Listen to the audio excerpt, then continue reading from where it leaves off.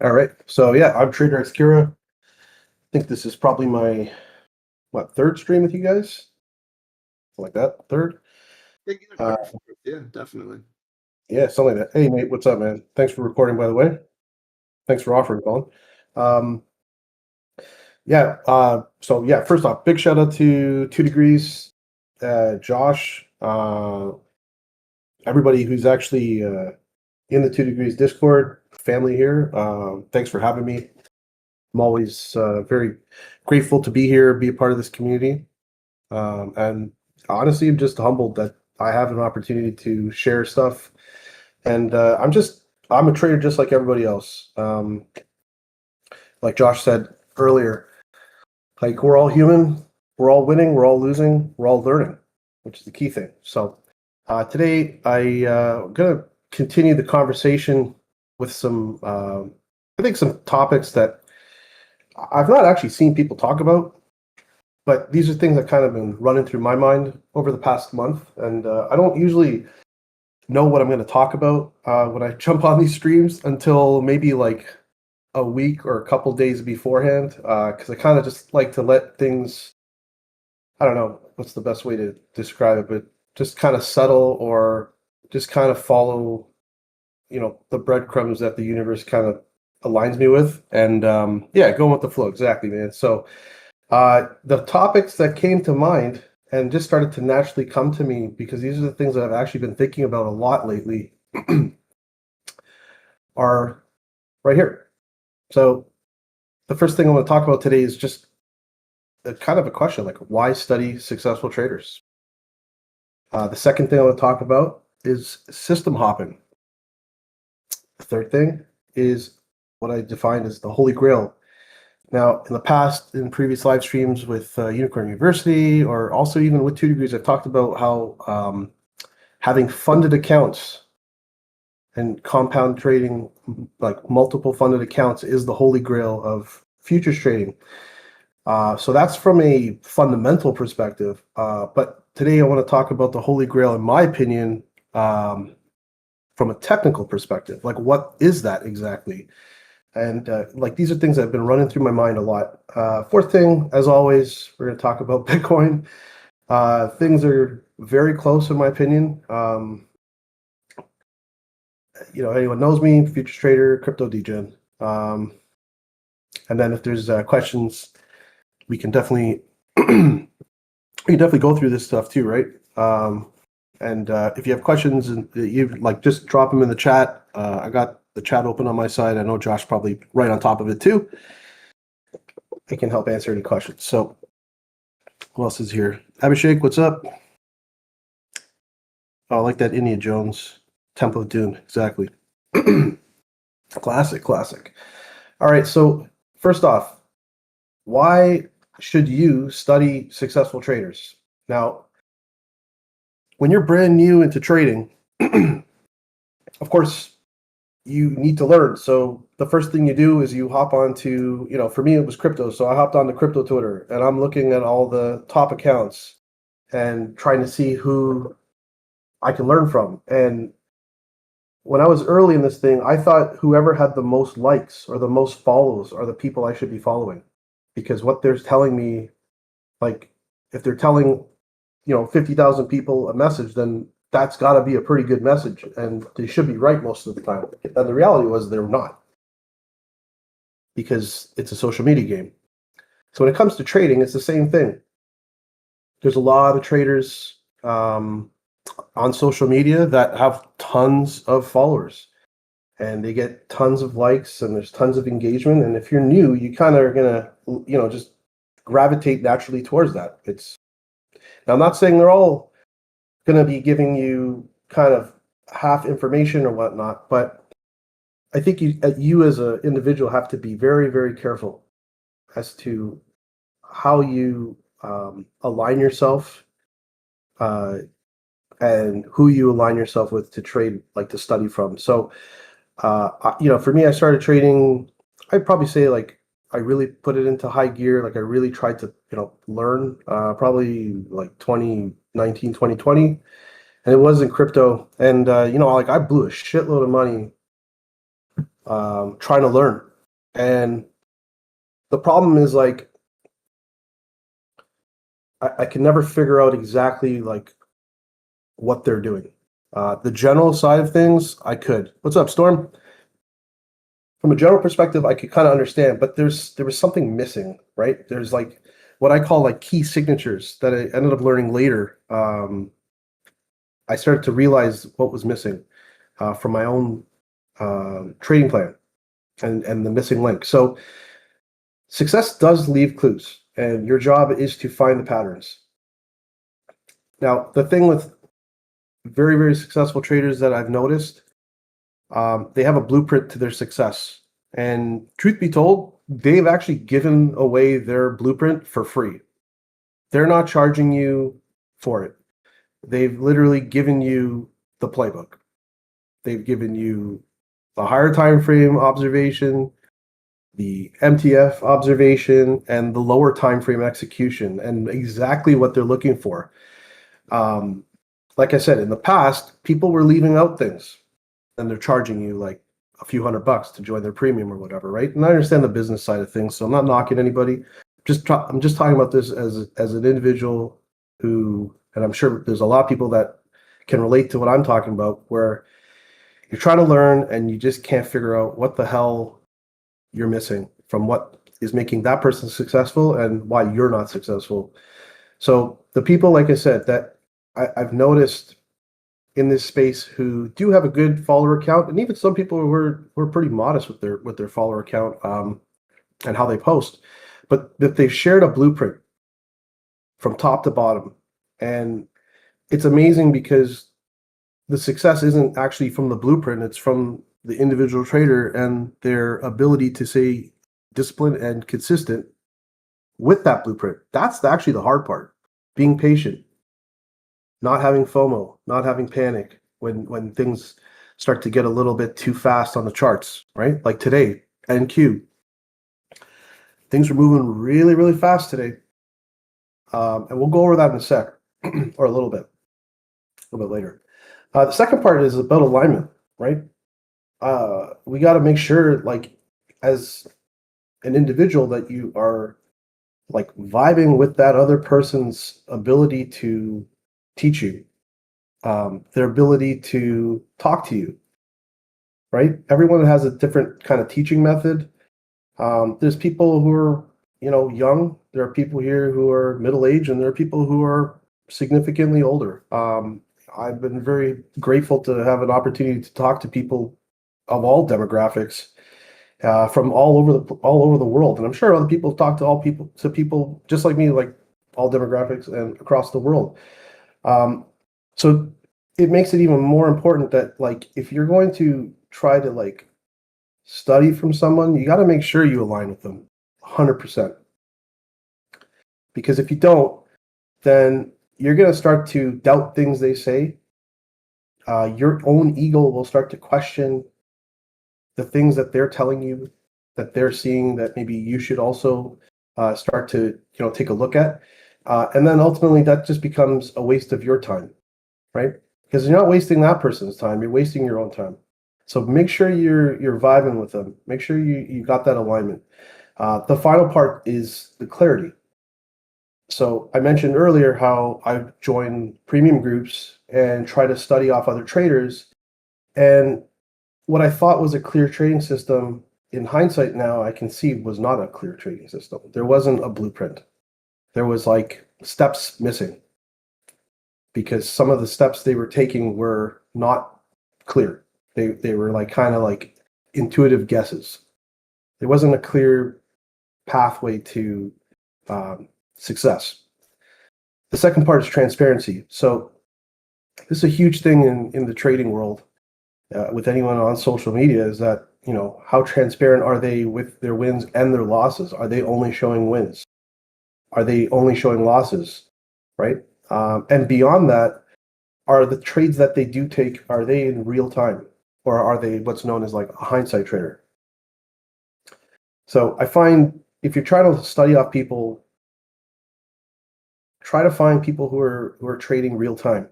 I'll give a shout out to obviously Ash Trades, who's basically live trading every single day online for free, pretty much. I know Colin Jones. He's here with us today. I'll give him a shout out. He's live trading every single day, and he's literally showed you everything. To me, I'll be straight up, like, I'm so super impressed with this dude, because to me, he has all of these three things that I'm talking about in the way I am as a person. So, like, if I was brand new, he's definitely someone that I would want to, like, study from. And even where I'm at right now in my trading journey, like, I'm actually studying off of him, and I have no problem hiding it. Like, I have no problem not hiding it, because, like, it's the reality, it's the truth. I have nothing to hide. And I do want to see people successful, and following people who have the things that and the qualities that make them successful, and that can hopefully make you successful. But ultimately, you are the operator. You have to pull the trigger. Okay. Go to the next part. So we talked about how now we're going to talk about system hopping. Okay, so system hopping. So I started to take a look inside. So I was trading what's known as a C2 unicorn on the 5-minute time frame. It's taking the unicorn model and kind of adding what's known as the C2, which T-Trades is where and Day Trading Realtor, another shout out to that guy, sick dude. The concept of using a higher time frame sweep inside of a higher time frame POI, and then you enter on the lower time frame. The problem for me was the amount of patience that was required to trade something like that. It got very frustrating for me, because you'd show up, for 8:39, you're analyzing, you know what you're looking for, you got your POIs there, and then, maybe there's news. Okay, got to wait till trade after the news. And then what would happen is the setup looks like it's about to form, and then let's just say the FVG doesn't form inside the breaker. That means it's not a unicorn anymore, and now I don't trade it. And then I watch that thing enter properly and go straight to TP, and I'm still sitting there twiddling my thumbs. It wasn't a good feeling.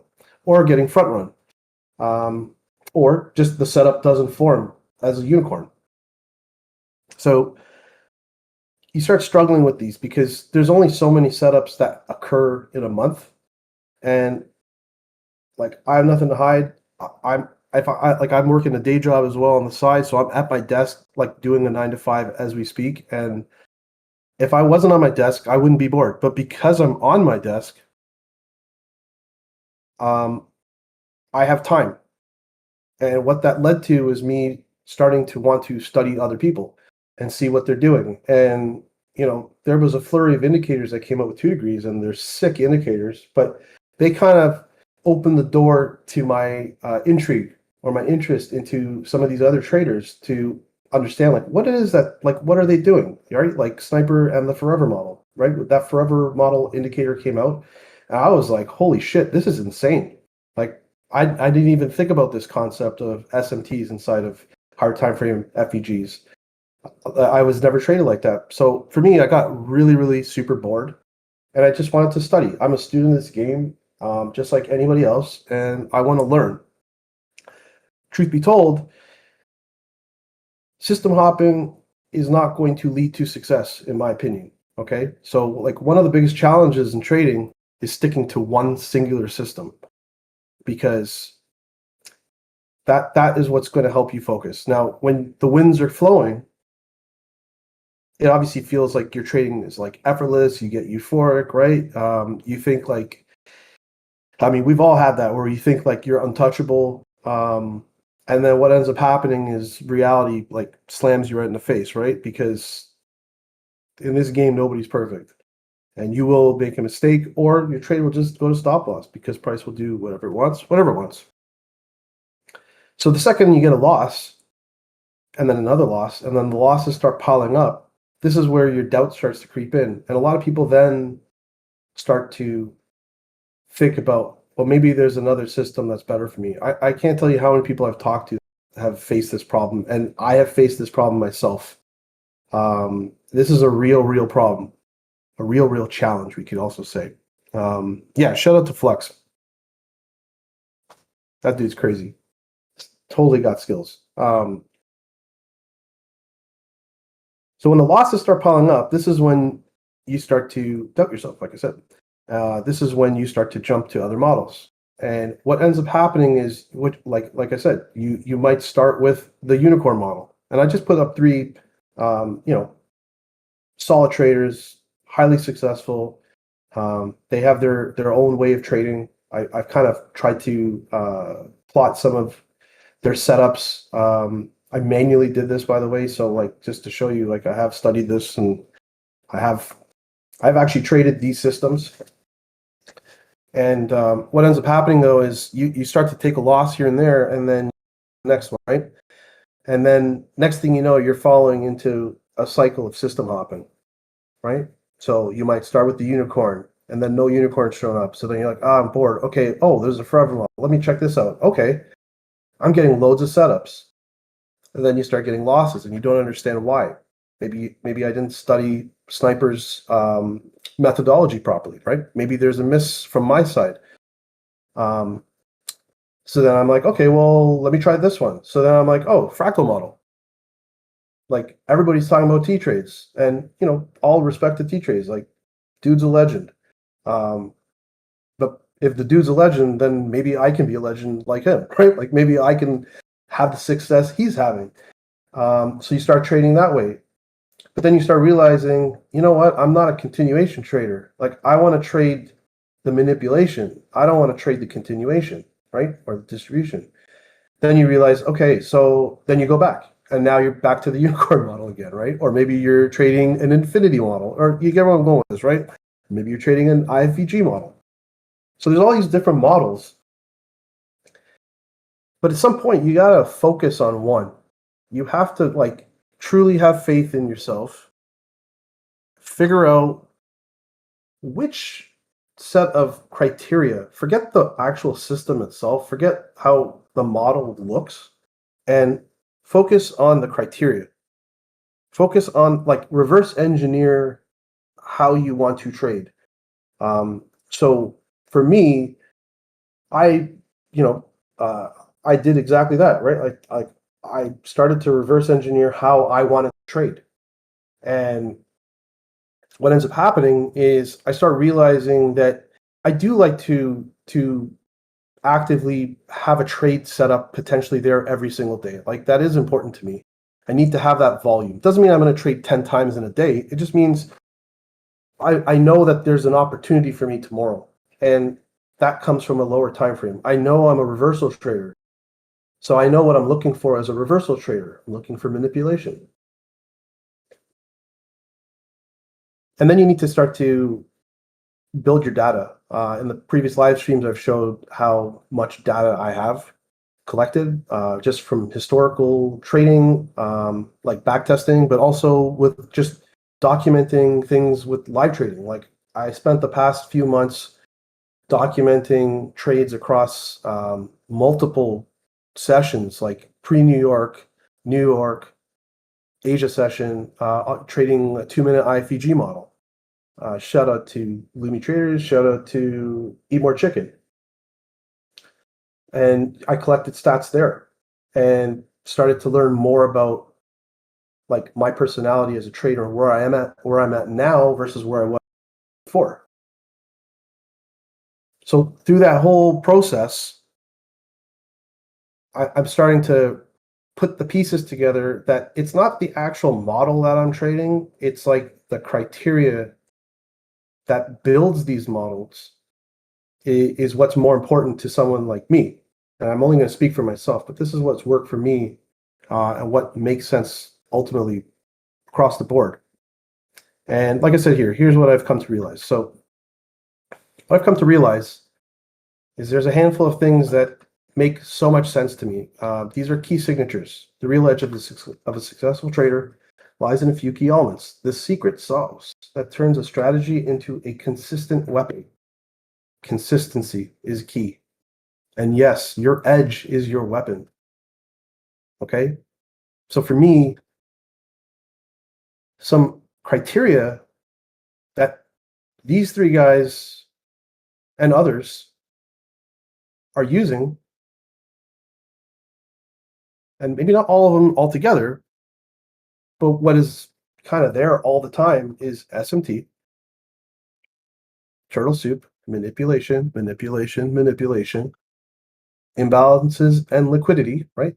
In the form of inverse fair value gaps, order blocks, and our changed state of delivery. I just kind of put them all together. And then also one of the most powerful entry models that I've ever seen is the unicorn. So back in 2024, early 2024, that's when I first heard about Ash Trades. And there was a PDF he had made with another trader named Tyler. And that PDF like blew my mind. It changed everything for me because I didn't know much about ICT concepts and I could never understand it the way it was being taught by other people.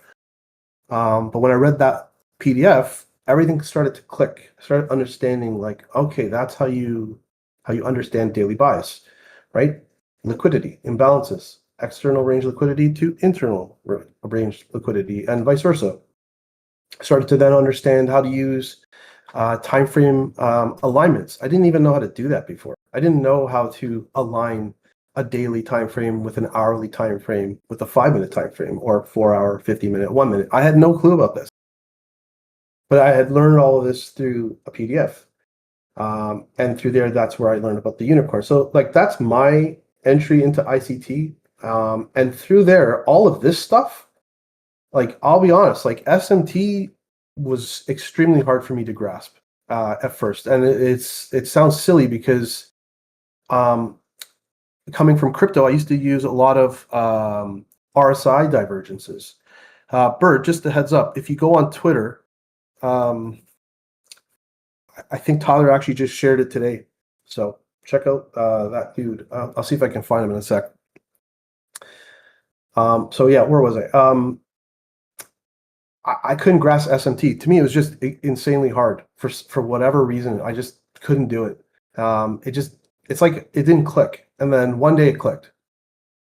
I don't know why or when, but one day it just clicked. And this is something a majority of traders that I'm studying off of are using. And then the other thing is turtle soup. So when I first heard of the term turtle soup, I thought like that was the most ridiculous thing I ever heard in my life. Like, why the hell is it called turtle soup? And it felt kind of stupid trying to trade something called turtle soup. So my ego gets in the way, and guess what I do? I don't even think about it. But little do I know, this is the biggest deal. Manipulation. Forget the terms, right? Forget these terms. They've been packaged for us, by ICT, and all credit to him because he's like we were talking about this earlier today in UU, and me and Storm, that like this dude has like repackaged like trading concepts for the next generation of traders. Like it's nuts to think that one person could have done that. And he's just taken, yeah, granted, there's like a lot of existing concepts, but those existing concepts were not easily grasped by our generation of traders. That's why no one was really using it or putting it together, right? Then you got ICT who puts it together and we all go, oh, okay, that makes a lot of sense. And then obviously technology is keeping up to date, right? TradingView, if there was no TradingView, none of us would be doing the shit that we're doing, right? We wouldn't even like TradingView itself is like A plus, make it like leveled the playing field for everybody. And then you've got guys like 2 Degrees who are creating insane indicators to make your life more efficient and actually help you put things together. Like for me, there's like the stat map, for example, is massive for me. Like it's a huge part of how I trade. Okay, so anyways, back to this. These are the signatures to me that have stuck out. Now, let's go back to the agenda. The third part is the Holy Grail, and what I mean by that. So I mentioned earlier that I said that the fundamental side was like compounding funded accounts to trade with, right? Copy trading, basically. take low risk base hits and compound those trades. So if you're making $200 on one account, sure, $200, great. But if you got $200 across like 5 accounts, it's not 200 anymore, right? It's 1,000. You just made $1,000 in probably half an hour. Okay, so, and you just need to do that if you're with Apex, like say Apex, you got to do it 8 times. You just need to do that 8 times. Can you have 8 winning trading days in a month?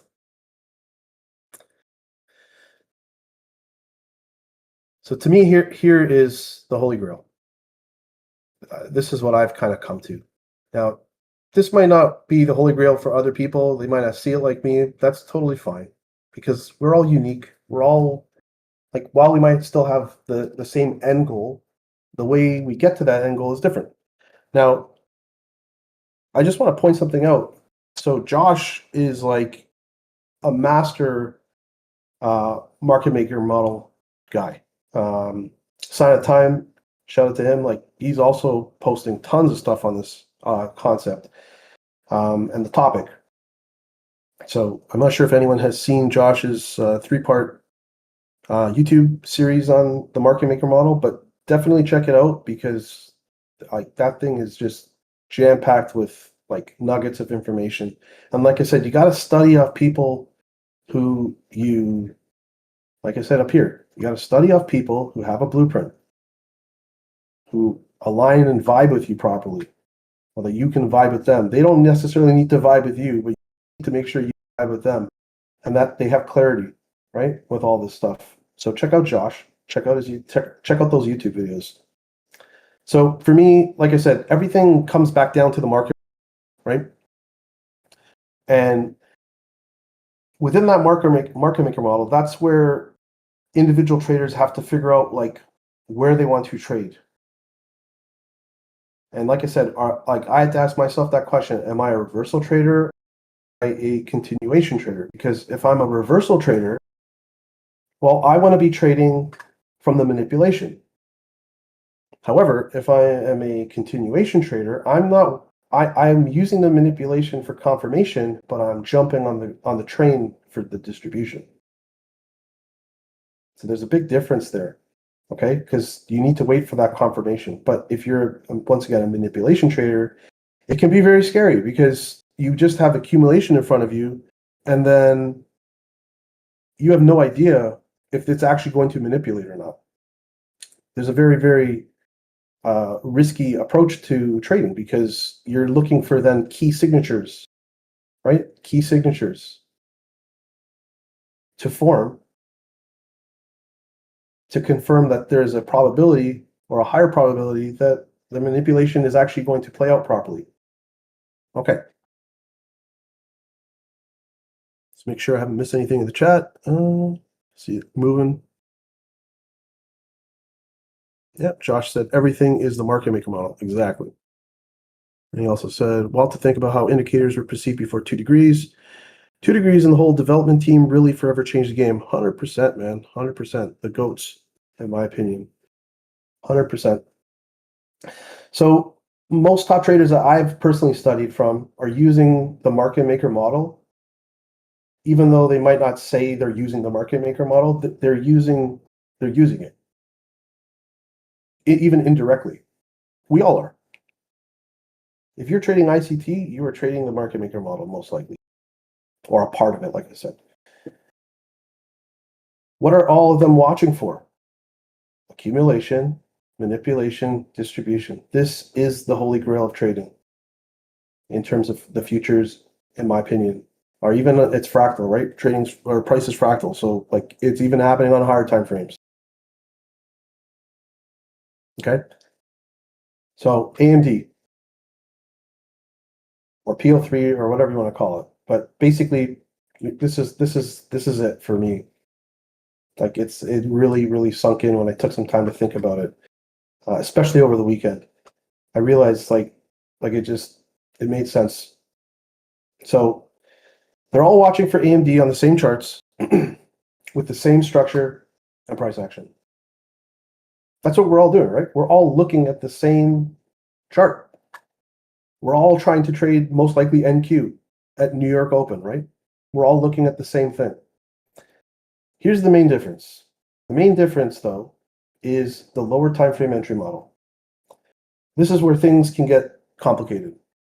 And in the past, like I said, when I was paying up a lot of money trying to learn, I would understand more of the general concepts, but then there was no, like, the thing that was missing was actually the lower time frame entry model, like the actual execution component. Like, why am I entering here at this exact time? Something like that. So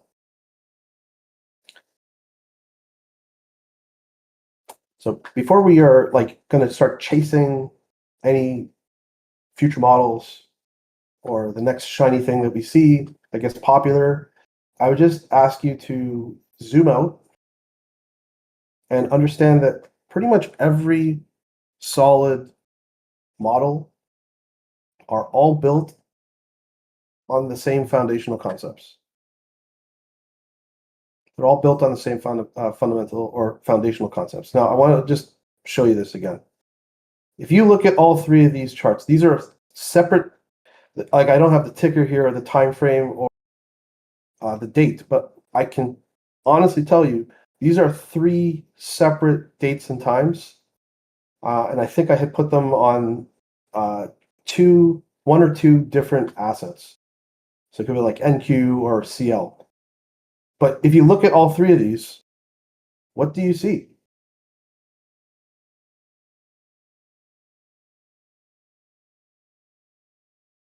What do you see?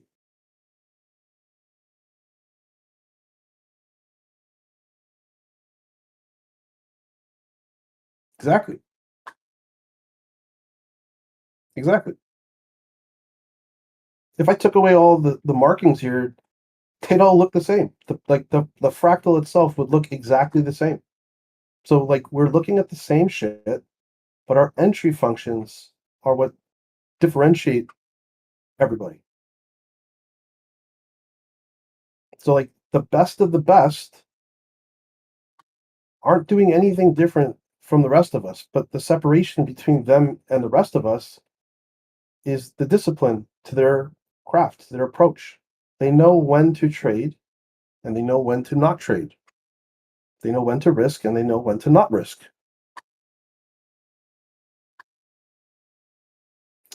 PI is going to arrest you. Cheers. Moop TT7.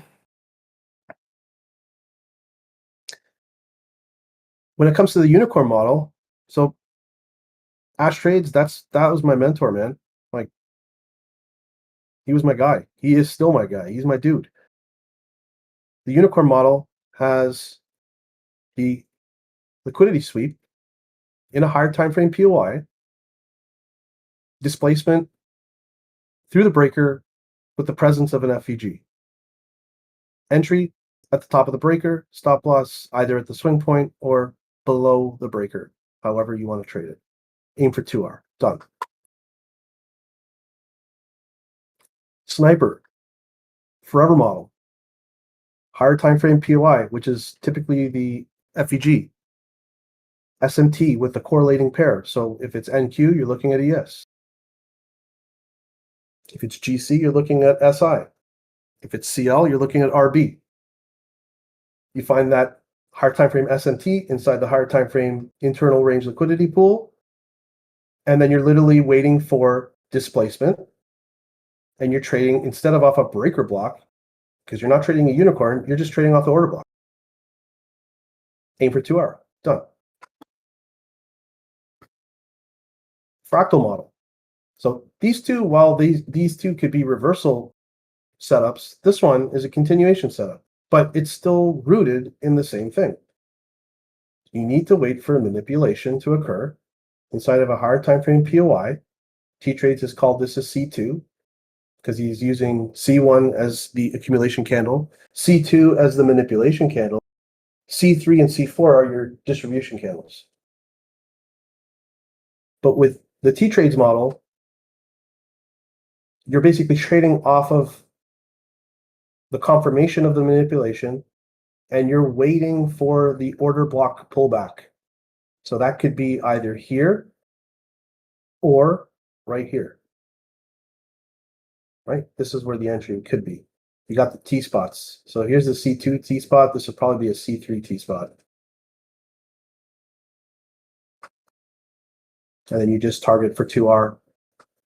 And even if you use standard deviations with all of these, they're all going in the same direction. Like they're all going to the same place. So you have to ask yourself, when you start to bounce between one to the next, is that you're still trading the same shit now. Your foundation is still the same. Okay? The only difference is in the actual entry model itself.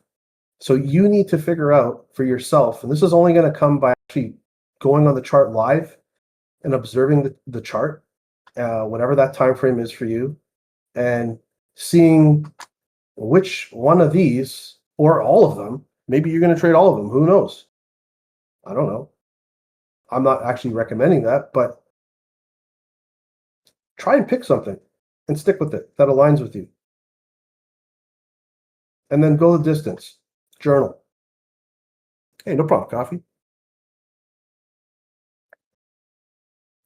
Yeah, FW bond system hopping is a trader's biggest challenge, in my opinion.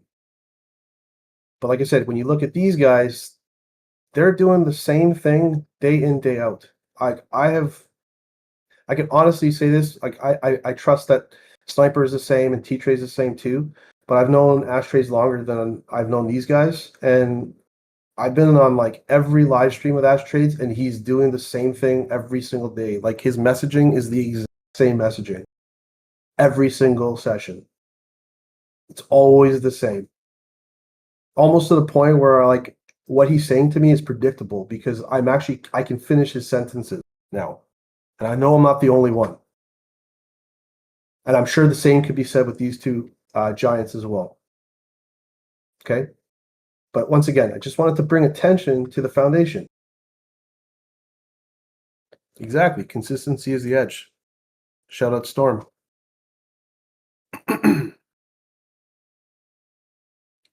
So I'm going to take this one step further, okay? This is the Holy Grail. I decided to make a chart on the entry models themselves, just to show you something. And I hope I got all this right. Colin, I got your model there, bro. If I did something wrong here, just let me know. I apologize. When we're looking at these entry models, okay, I just picked 5 that are the most recent for me that I've been really diving into, okay? Oh my God. The Trinity model? Oh my. Okay, so I screwed that up. My bad. Sorry, Colin. Hashtag fail.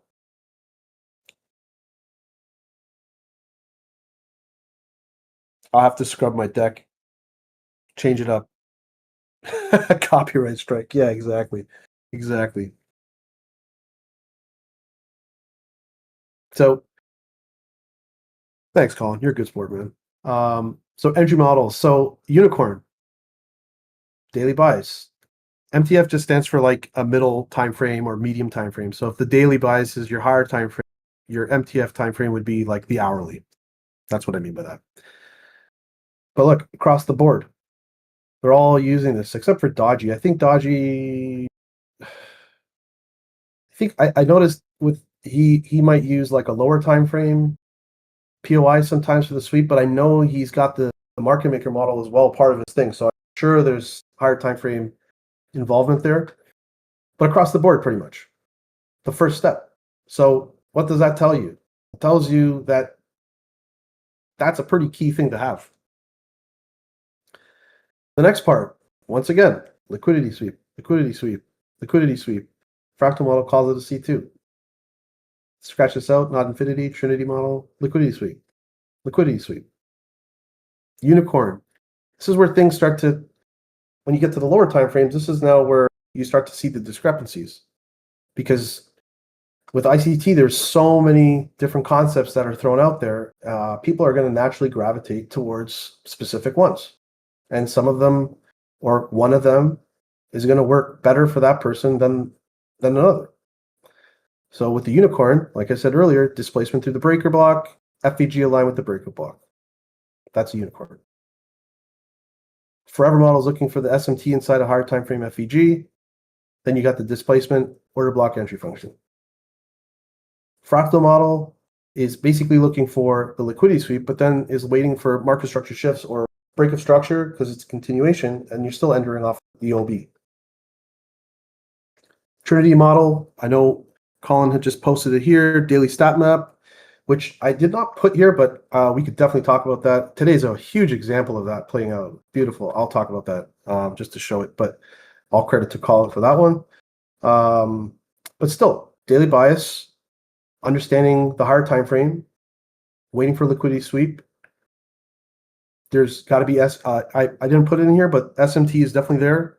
IFEG displacement candle, boom. And then the 2-minute IFEG model, I was kind of trading influence from Dodgy, Lumi Traders, Eat More Chicken, using the higher time frame, could be like 50-minute or 4-hour, waiting for a liquidity sweep, using the stat map levels, right? You want to be trading in those discount or premium levels aligned with price action and IFEG entry function. But the primary factor to all of this, or the foundation to all this, is like a higher time frame POI and a lower time frame or an MTF, a lower time frame liquidity sweep. It's all the same. Yeah, boom. Colin just showed the stat map thing. That was today. I believe that's what today was, right? So, yeah, man, Sam, Eat More Chicken, man. He's a legend. He's a legend. There's a lot of legends out here, man. There's a lot of legends out here. We're standing shoulder to shoulder with giants. So I just wanted to put this up as a chart because when you kind of look at it like this, you start to see the similarities and the foundation that I'm talking about, right? So whatever the name is, all respect to it, they're all built upon a similar foundation. Okay. Now, I'm not talking about it being easy. I'm not saying this is easy. That's definitely not where I'm going with this. This is hard business to do. Like trading any one of these models is not easy per se. It gets easy when you study it every single day and you show up, similar to someone who's in school, similar to someone who's new to the gym. Got to show up all the time. Practice. Train yourself. Train your eyes. There's a lot of information out there.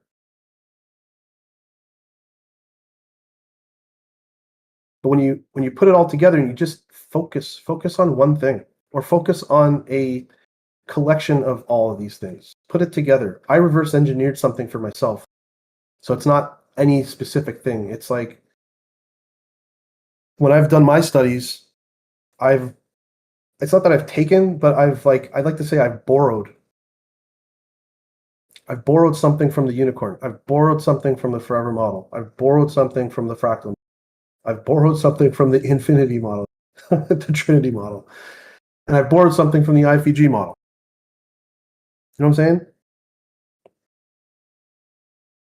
And I don't have to call it anything either, just as a heads up. But if it works for me, it works for me. Yeah, exactly, Josh. True sauce, making it your own. Okay. So does anyone have any questions about any of that stuff? I hope it's kind of shed some light on the idea of strategy hopping and just having an open discussion about it, because this, like I said, this is the hardest hurdle to overcome. And I can't tell you how many people I've talked to who, some very successful, some not able to be consistently successful, and they kind of keep bouncing around, right? And like I said, not one person is better than the other person. It's not a competition. Like it's not. And truth be told, like I just keep my eyes to the ground for the most part, and there are a few traders that I actively like to follow and continue to study from. And other than that, like I focus on my own shit. All right, what did you say here, Josh? Have you ever looked at it like?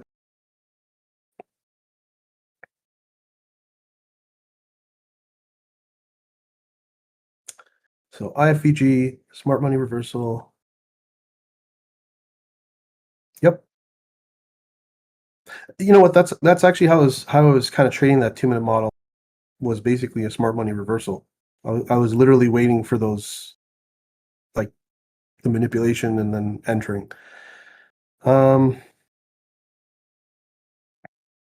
Yeah, I think what you got there is sick, man. Like, it makes sense to me. It's just about alignment, though, right? Like, it's just about what makes the most sense to you, and what do you think you can see on a chart over and over and over again. Like, what can you see in your sleep? Like, you should be able to close your eyes and see all of this stuff, if like whatever your model is. Like, someone that actually said this, I can't remember who it was, but they said if you can't, like, if someone asks you what is your trading model or trading system, if you can't fire that off right away, matter of fact, then that should tell you everything, that you don't have a system in, like, locked, and you need to take a step back and figure that out. Like Josh just said there, right? Draw your model out. Have a schematic. I'll show you what I mean. Like, I have a checklist I go through every single day, and I check off everything that applies for what I'm looking for while I'm actually watching the chart and live trading. This is what helps keep me in check, so I don't forget and I don't let my emotions get in the way. Don't worry about why I've called it this. This is just inspiration, because to me, all comes from God.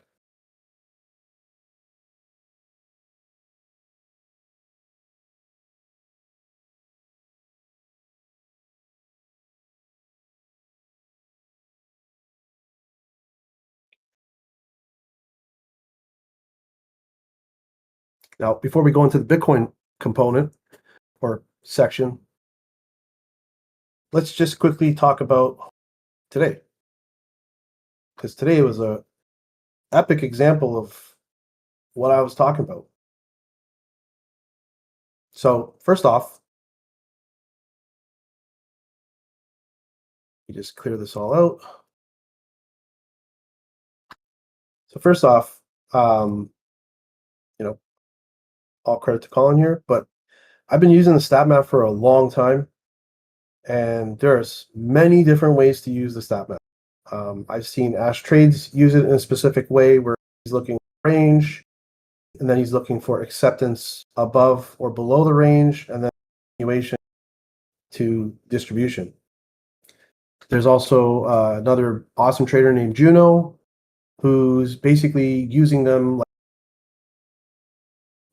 Obviously, the creator of the stat map, Joshu, he also trades it in his own way, similar to support and resistance, from what I've seen. And if I'm wrong, I apologize. But from what I've seen, I believe that's how I've seen him use it. When I started to learn about this idea, which is understanding, like, what could happen, like a daily profile. So daily profile, I'm calling it a daily profile. I don't bias. I guess it is kind of a bias, but what I'm trying to get at is what I loved about the way he uses the stat map is it aligns very well with, like, my approach of what I wanted, which is I want to show up to the market when the liquidity is there. I don't want to be stuck on charts for 12 hours or something like that, or 5 hours. I want to be in and out. So if I want to be in and out, then what that means is I need to I need to show up when the most liquidity is there, when at the time that's most convenient also for me. So that obviously becomes, because I'm located in Toronto, Canada, that basically becomes New York Open. And as we know, New York opens at 9:30. So basically 9:30 is when I want to trade. And that's typically when all liquidity is there. Okay, so as I show up to the market, I show up to the market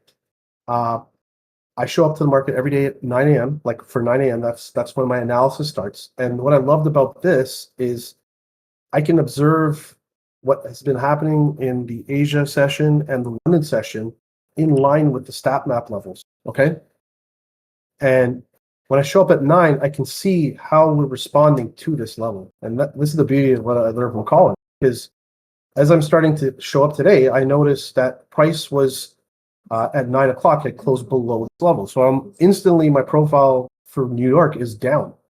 I'm thinking we should be going down. The only way we're not going to go down is price were to see, like you see how there's a long wick here. So as the 9 o'clock candle started to form, it's actually looking like a bullish engulfing candlestick.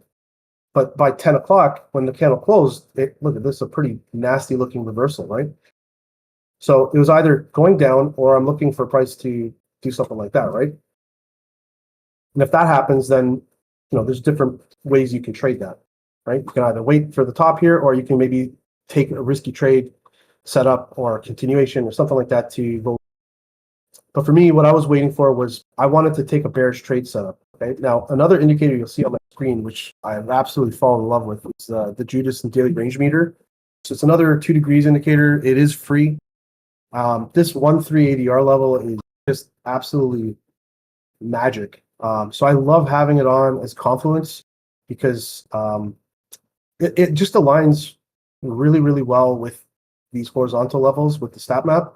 And they're like magnets, just like the stat map. So it kind of creates like a cluster, right? So anyways, seeing this bearish daily profile for New York, I'm looking for it to go down. So from a higher time frame perspective, I'm setting up my bias and my profile. Okay. Now I'm trading the 1 minute time frame, so I'm using 15 as my higher time frame POI or MTF, whatever you want to call it.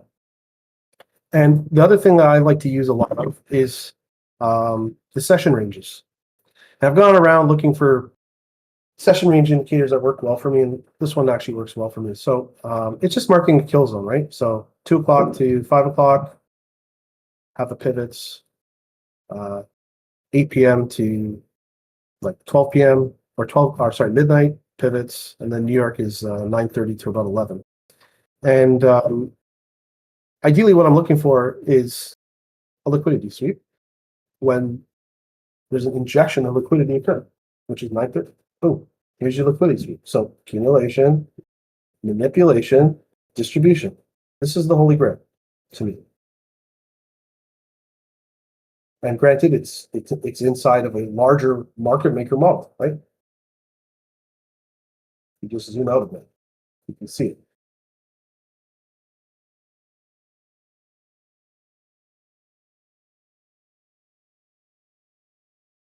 So back in. So from a 15-minute hard time frame POI perspective, that's right here, right? That's that swing point. Boom. Drop down to the 1 minute time frame. Now, I like to go between the 1 minute and the 2 minute. It just depends on clarity. So when I'm looking at this chart on the 1 minute time frame, and we get something like this happening, right? The price just explodes. Let me just back this up.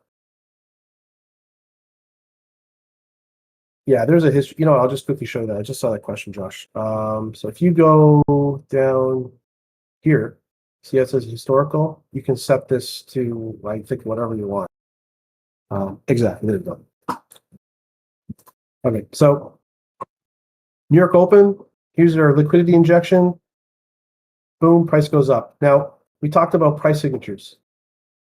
Okay, price signatures include SMT, IFVGs, change in state delivery, breaker blocks, right? Creating unicorns.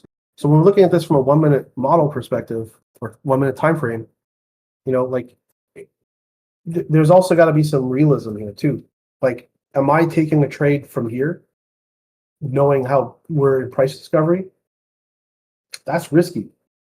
Who knows? Price could keep going higher. You have no idea because left to work with, right? So if I'm looking at this as a trader, I can't take that trade here no matter what, because it's too risky. Okay, so where's the next point of interest? Okay, well, there's a IFEG here. There's a IFEG here.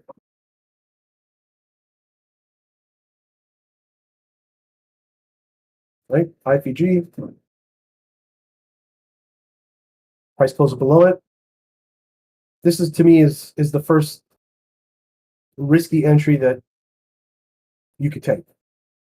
Okay, the highest risk is up here. This gets a little less risky, but it's still pretty high risk because you don't know if price is just going to blow through. Okay, so when you get in situations like this, then you can also move up to a higher time frame. So if I move up to a higher time frame,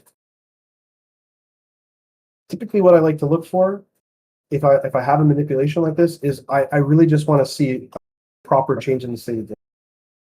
So when I'm looking at it from here, the change in state of delivery is way up here, like very risky. When I go on the 2-minute though, you see how it aligns all these candles like a series? So that means my change in the state of delivery is now here. That's pretty clear, okay?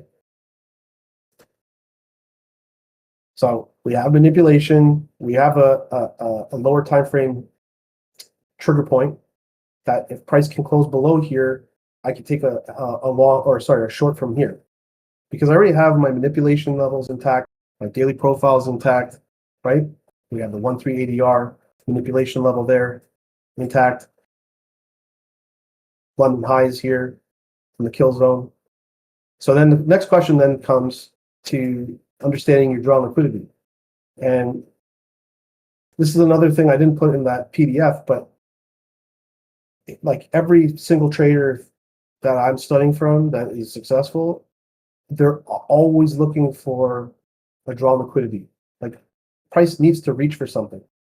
And typically what that is either like equal lows, equal highs, or like high resistance liquidity runs, like session lows, like clear swing points. But here you have basically like, AKA smooth edges, whatnot. It's like, that's the target right here. There's also Asia low down here. So when you see manipulation like this forming, you have key levels here to reach for. And then once again, if we look at the stat map, because we were looking at the daily profile bias, that you're expecting price to, if it can hold this level, that you want to see it drop down to here. And guess what's down here? Previous high, and then the 1-3 ADR minus sign. Sam, I constantly have that problem, man.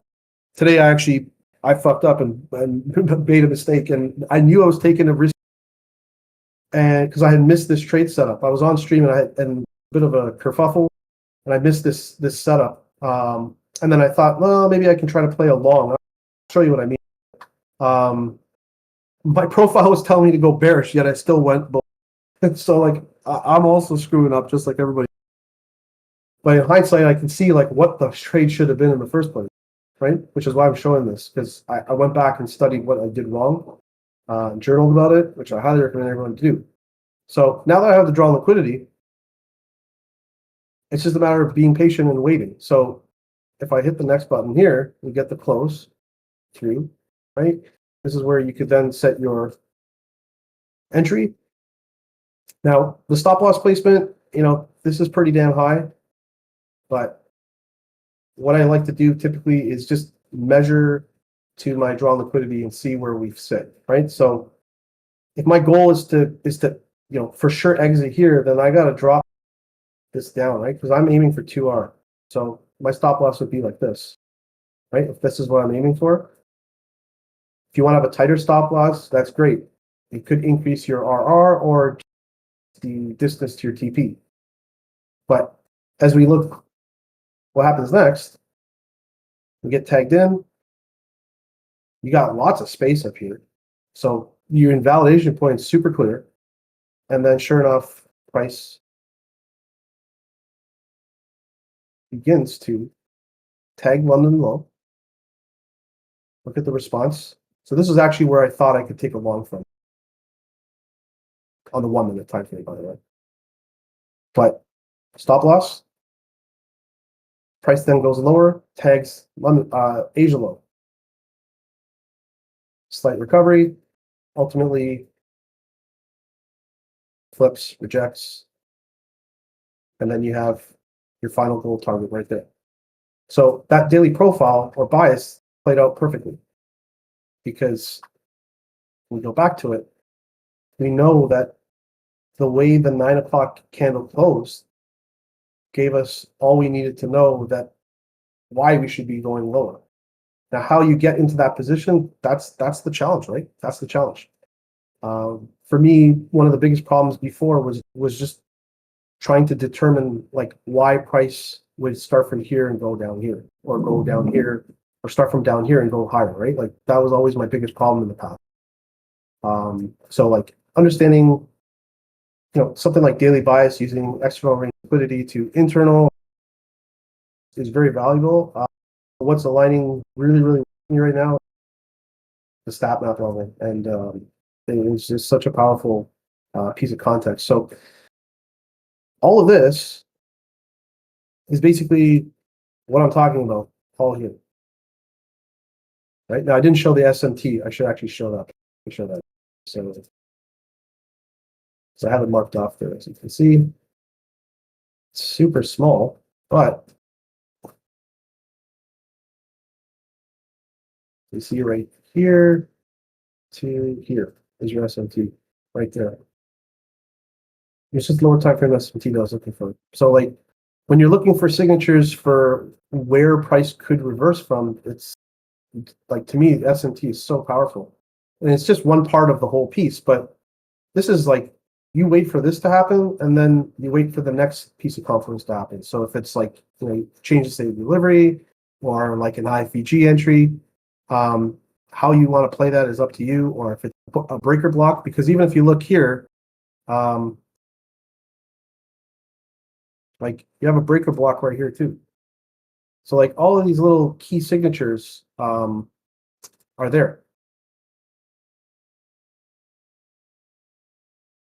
This is technically a unicorn because there's an FVG aligned with the breaker block, and you have displacements through the breaker block. So you have a unicorn there. But like today's a really, really good example of exactly what we're talking about here today with this. And all of this happens at New York Open. You can literally trade it inside of that kill zone like a hour and a half. Just wait for it every single day.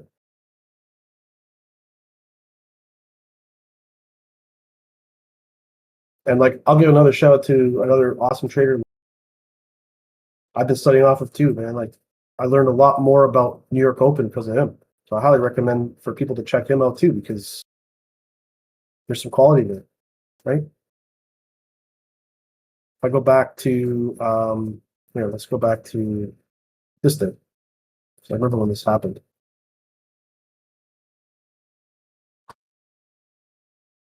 It's the same thing. It's like repeatable, right? Remember we talked about you got to have consistency. So the only way you're going to get consistency is showing up, back testing, and studying the key price signatures. Like I said here is 8 a.m. So at 8 a.m., we're tagging that 138 ADR level. Now keep in mind, this is Friday from last week, New York Open. And then at 9 a.m., look at that buyback. Liquidity sweep. Stat map volume. That's giving me the idea that I should want price to go higher, right? Drop to the 1 minute. You go to the 1 minute, you get an idea of what that looks like, right? So if you're waiting for like 10 a.m. for this to close, you're going to miss the move, right? This is 10 right here. So if you're waiting to really verify this is going to happen, then you're going to miss the move. But if you observe the lower time frame and the MTF and understand the price signatures, you'll start to realize that you don't have to wait for that close, because it's already at that key level where you are expecting a bounce. You're at London low, right? You've already tagged 50-minute POIs. And then once again, let's look at those key signatures, right? You talk about the key signatures. Right here, these things, SMT, turtle soup, IFEGs and CISDs, or maybe a unicorn, right? Let's go back. What do we see? It's just like I showed you. Look, it's this. Except it's happening in real time. This just happened on Friday. And it happened again today. A little different. It's not always going to look the same, but like this is pretty damn clean. Right? Here's your IFEG. You can add all these little criteria in there, or the key signatures. There's your IFEG. Here's your turtle soup. Boom.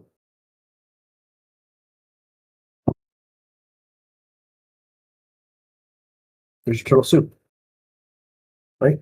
What I have noted with my checklist is, what is it? Right here, turtle soup conditions. We'll just uncheck these. Price up to key level post 9:30 a.m. Yup. Quick rejection and reclaim after the sweep.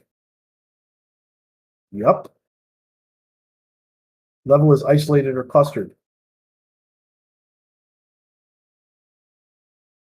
Looks pretty isolated to me. The only reason I have clustered is just based off of like the levels, right? Are there key levels that have clustered the manipulation sweep, or is it single? But either way, I'm looking for confluence, and I have confluence right here. So then, beyond that, if we go back to this, what's your entry function? Are you playing the IFEG? Are you playing the order block? Are you playing the breaker block? Are you playing the IFEG? If I said that already, I apologize. Are you playing the CISD, right? What are you playing? Well, this is where you're going to have to figure out what aligns, because like I said, the foundation is the same. Everybody's doing the same thing. We're all looking at the same price action. The foundation's the same. The difference is your entry technique, your execution. You got to figure out what works for you. So like if I'm trading a unicorn, right?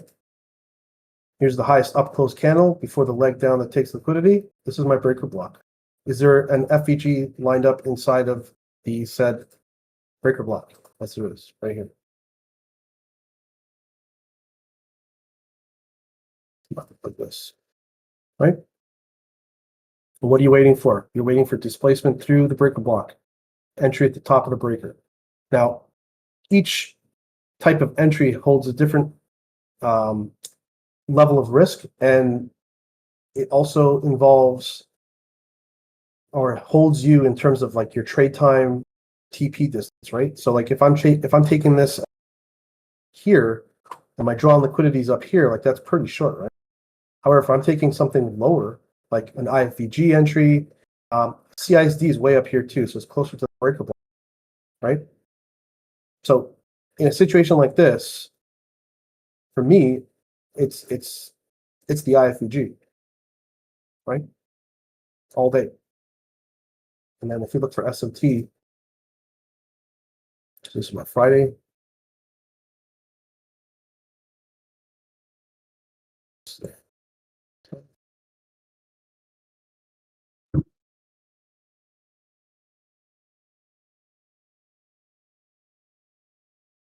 Bear with me while I get to the date. Oh, 24, 25. There we go. Okay, so what time do we have here? We have 9:05 to 9:38. ES 9:04 to right here. About 9:36. SMT. Key signature. I love looking for the SMT. It's such a huge piece of confidence that you get, or it's a confluence piece that gives you confidence. So then you align that with the rest of it and you hope for the best.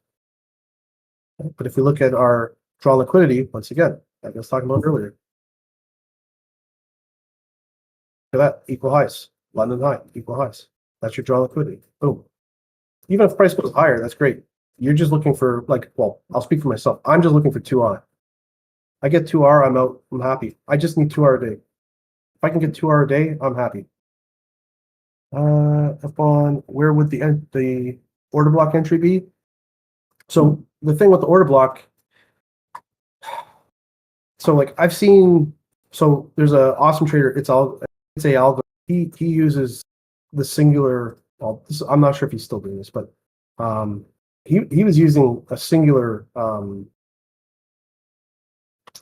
the singular candle here as the order block, right? And he would just, there's some other criteria involved with that system, but you'd then be entering here.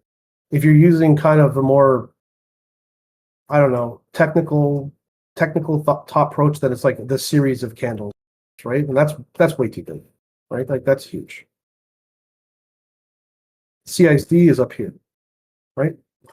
Breaker block right up here. So as a trader, you're going to have to figure out like which of these works best for you, or maybe multiple options work for you. So for me, what really makes the most sense to me is the IFEG and the CISD. So one thing I've noted here on my plan, right? I got 1 minute time frame, 2 minute time frame. I have a trading window. Is there an IFEG? Is it a CISD? And then I have a note here. If the IFEG is formed before the CISD, I'm going to enter. If the CISD forms before the IFEG, then I'm going to enter on the CISD. I'm looking for SMT. I'm also keeping an eye for OTE, if there is any that aligns. And I'm also looking to see if there's a unicorn. So I want to make sure it's on the list, right? But once again, I just wanted to show this because it's right there for you. It's all there for you.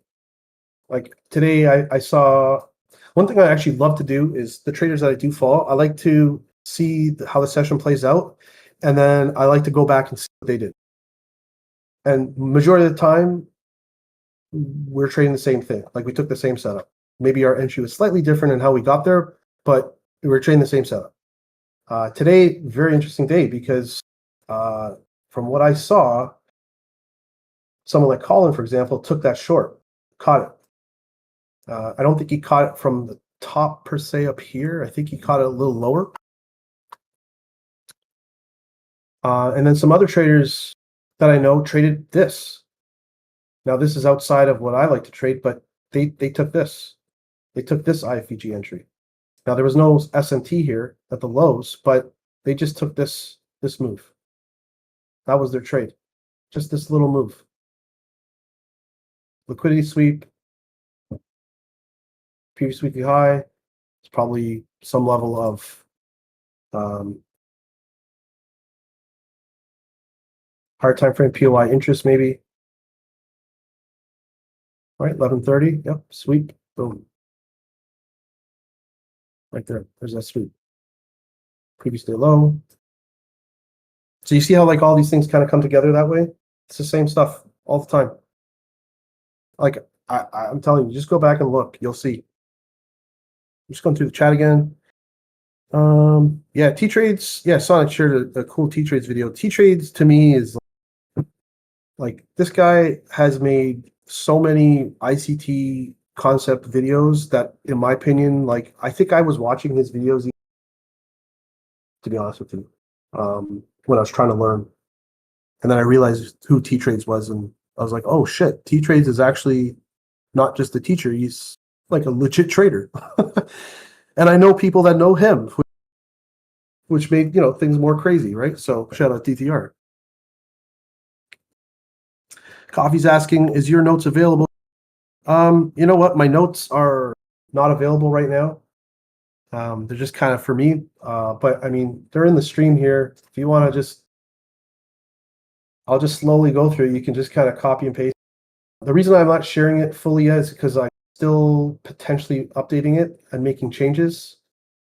Okay. But for the most part, things are locking in pretty good for me, where I know what I want, I know what I'm looking for, and I'm not stressing out. like if I missed a trade or if it's outside the window. Like I love the fact that like I knew right away around, well, what time would it have been? Say probably about 11 o'clock. I already knew I was done for the day. Like there's nothing, like I missed this, and then I thought maybe I can catch a like a slight reversal, like something like this that happened here. I could just kind of take it up here and exit, but it ended up going to stop loss. And I knew it was a risky trade, but I also took a very small position size. It's not a big deal. But lesson learned: don't go against your daily profile. don't trade against your own analysis, basically.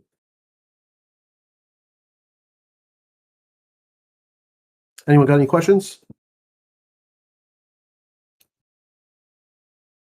An absolute beautiful discussion here. Honestly, I'm Thanks, very, Josh. very impressed with the presentation and how we have compared and contrasted many, many good traders, and just seeing the similarities and their own differences is should be very eye-opening to everybody. So, I mean, for anybody that has ever had questions about, how to build their own model, I think that this has been a very, very insightful journey to say that there's definitely going to be some, let's call it minimum criteria of conditions, and how you then, more or less go about your own way after those minimum conditions are met is what makes the trader have their own personality. And I've kind of said this in the chat, but you really have to understand where your personality fits in, basically, I want to call it the risk pyramid, as well as the curvature of the market maker model, right? Like some people are not suited to be in the smart money reversal, in the low risk buy or sell, and some people want to be in stage 1 or stage 2. Some people don't want to be in stage 2 and they want to be in the smart money reversal or the low risk buy. So you just have to really see where you're aligned, and you'll be comfortable in being aligned within that specific framework. Because, and I've said this in previous discussions, but you just need one stage. You don't need to be pyramiding in and out of every single stage. Like the more you add to it, the more pressure you just put on yourself, right? Like, of course, everyone wants to be in at the smart money reversal, the low risk buy, stage 1, stage 2, and ride it up into terminus, but that's just not realistic, right? So you have to find what's realistic to your own personality and where you want to be a part of. If you're in the smart money reversal or the low risk buy, you don't need the full move, right? Before you reach your 2R and be happy about your day, you don't need the full move, right? So managing those ranges of opportunity and your own anticipations about what you want to see in the market, that's where the growth and the experience comes and really shines. So, I think that's been beautifully depicted here, and I really am appreciative to hear all the kind words about most of all the people that were on there on your presentation, and specifically again how you're arriving at your own sauce. It's really awesome, and I've seen your journey for I think about almost like 4.5, maybe 5 months, a little bit more than that. And I can definitely see a lot of, let's call it, added added confidence to the way that you're seeing your own style and system, and that's what makes trading unique and highly personal. And I appreciate you being here to open up and also showcase what it means to be on that progression. Oh, thanks a lot, man. That's super nice of you to say. Um, yeah, I mean, I think it's an ongoing journey too, right? Like we're all gonna, maybe not all of us, but if you're passionate about trading, like you're gonna keep studying, you're gonna keep showing up, you're gonna keep learning, and like I said, you're gonna kind of keep, I think, coming back to the concept of the foundation. Like I think it's just you're always gonna come back to it. So um, yeah, it's amazing to also be, awesome communities too. 2 Degrees Discord community is there's so much going on here. It's amazing. Trade in there, I live stream in there. Um, it's not about trying to sell anything. It's just about me trying to tell you that you can't do this by yourself. You need a community as well. And I didn't maybe note that up here, but you need a community. Like you need like-minded professionals to surround your journey. They could be valuable in letting you know how high the bar is and what you can like strive for. Um, it's also a great place to find people who are in the same position as you, trade with those people or learn from those people, or even learn from people who know a little bit more than you, right? Like that's we're all on different parts of the journey, but the community part to me is extremely valuable, and something not really talked. 2 Degrees Discord has an amazing community here that I know of because I've been in it for a while. Unicorn University has a great Discord. I've also been inside of Colin's Discord. I believe it's called Wealth Empire, and like it's a very, very good group of people who are very knowledgeable there and sharing things. Like I said, it might not, like one of these places might not be for you. Just find some sort of a community that does work for you, with people who are trading similar to you, right? Like that's kind of the key. And then, like I said, you gotta vibe. You gotta vibe with these people, man. Otherwise, their messaging is not going to stick in your head. So, just going through the chat. Bird, thank you so much, man. Probably random. Appreciate the warm words. Tony, thanks. F1 says, yeah, this live is insane. This is my first time. Wow, thanks. I'm humbled to hear that. Sam GXT is asking me if I can. He says, can I ask about your journey if you want to share? Yeah, if you go back to first 2 Degrees live stream, I believe if it's not hosted inside the 2 Degrees live stream archive, then check out Ash Trades' YouTube because I know it's there. But I really went in depth about where I came from. But in a nutshell, started with pot stocks. Missed out on buying Bitcoin out of just sheer stupidity. I just didn't know better. And then eventually, after selling pot stocks, I got into crypto, saw huge gains, and then didn't know what I was. Then saw XRP go down like 90% savings. And then I was like, depression kind of kicked in. Didn't really look at the charts. And then I would say probably a year, kind of started to come back because I noticed I just started noticing, oh, there's a recovery happening. Okay, it finally happened. And I had no idea market cycles, which I definitely want to talk about if we have time, Josh, if that's okay. But once I started understanding, it's all you, brother. Oh, appreciate it. Thank you. Once I started learning about the market cycles with crypto, then it's all started kind of making sense. Like I had a better idea as to why the previous crypto bull cycle would top out in 2021, in the late stages of 2021, right? And I was second guessing it because I was like, almost, it's like self-doubt because the euphoria is so crazy. Like it's so crazy. And then there's other people telling you that there's an extended bull market here, right? I forgot what the terminology they use. It's like, it's just extended. And as you start looking at price, you start realizing, like, is it really extended? Because I'm seeing reversal signal time. That can't be a good thing. So, but then even buying back lower, right? Like a year after the high. Like, so there's these cycles that come in. So if I can just quickly talk about that, I'll just jump into that and just say, check out that YouTube video, or sorry, check out that, well, I guess it is a YouTube video now. It's the first one I did with 2 Degrees, and I really went into depth there, so check that out. Jesser, appreciate you, man. Sonic says, you got to just figure out what you see often, what works for you, and give it time. Great breakdown of models, but you see how they all intertwine once you get the basics. Foundation.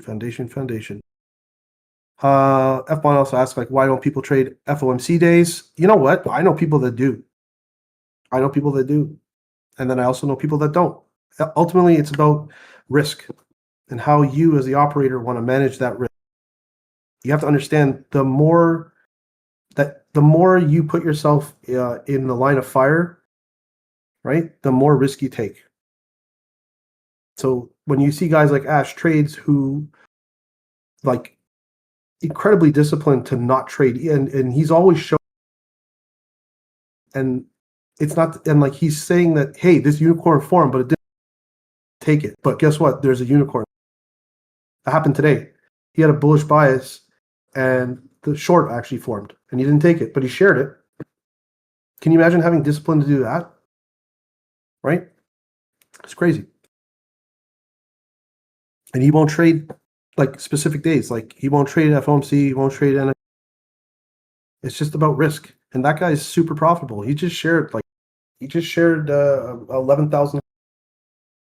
So like he's showing you that it works. Right? He's just one person that's showing you it works. There's many other people that are showing you that it works, but the one key factor besides the technical is the fundamental, which is they're disciplined and they're consistent with the way they trade. And they don't let any exterior noise interfere with their process. It's similar to someone in another business, right? You'd be focusing on what you do, not what everyone else is doing. Unless you're like studying your competitor, different story. But Michael Carbonell says, sorry, got here late. Has the link to the PDF document been shared? I'm not sure which document you're talking about. Apologize. Wow, there's a lot of good information being shared here at these documents. Wow, that's so amazing. This is what I was saying. Like, this is the community. This is what you got to be a part of. You got to be a part of this. This is where you learn if you're still trying to, put the pieces together. Like, there's some people sharing some insane quality here. Oh, thanks, man. Appreciate that, Sally.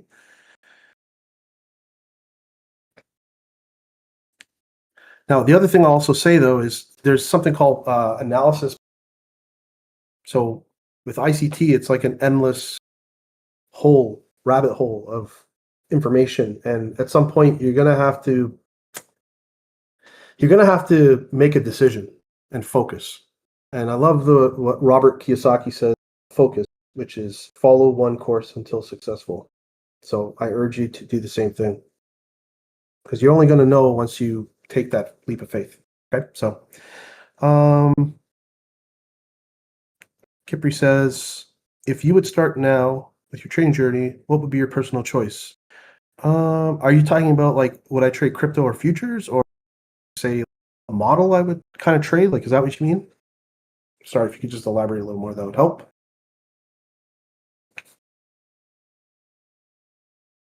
Education, slick. Well, I'll just go back to this.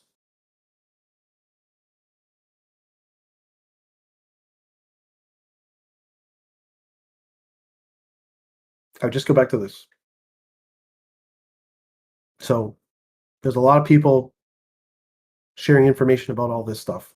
You can go to the source, which is ICT, but then you're going to have to deal with the renting.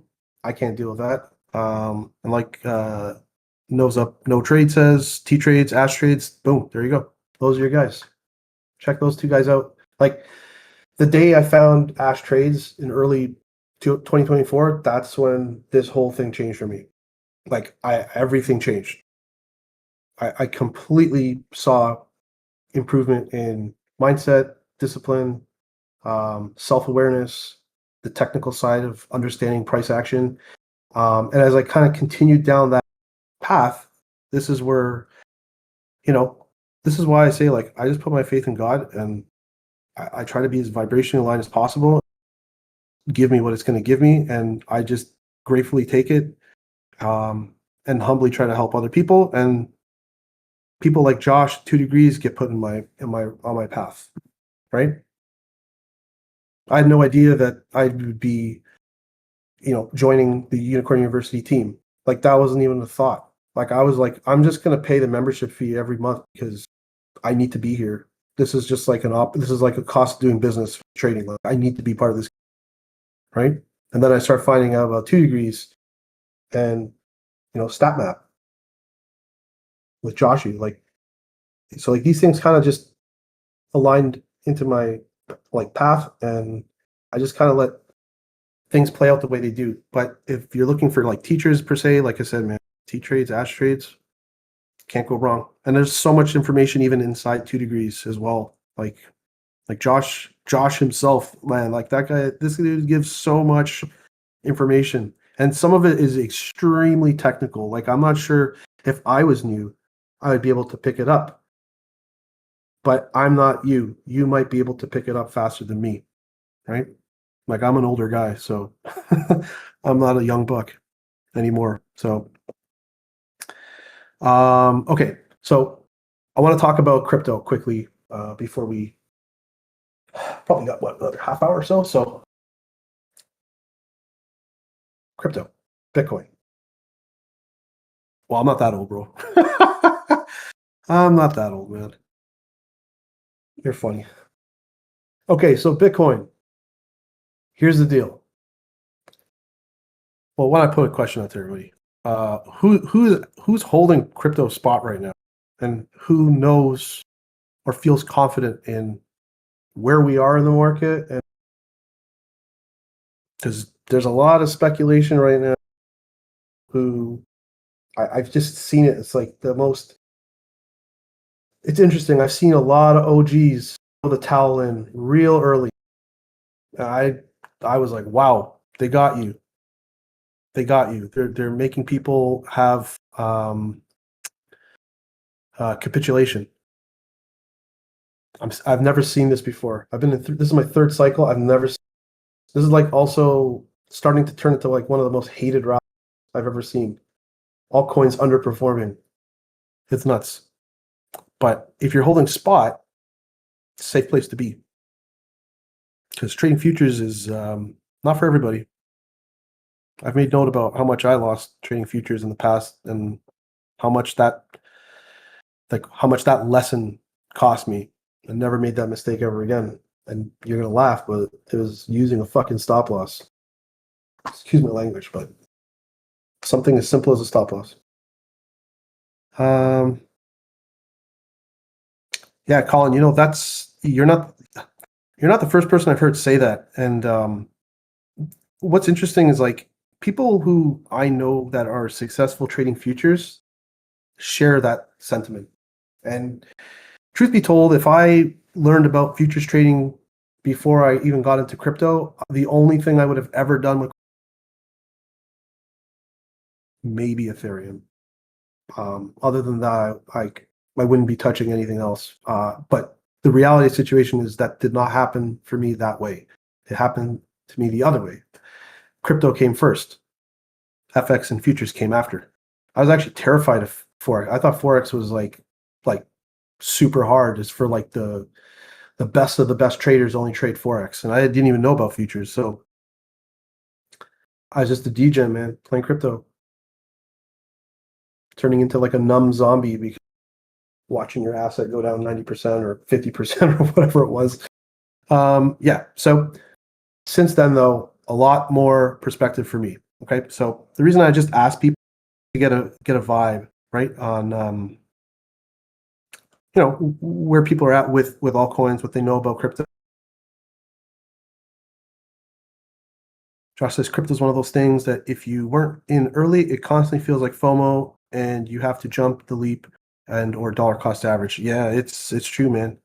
It's true. But this is why I'm going to talk about the market cycle, because I think if you stopped working, so if it's not stopped working, you keep using it. And here's the reality in my perspective, okay? And it's the data's all there. You can see for yourself. But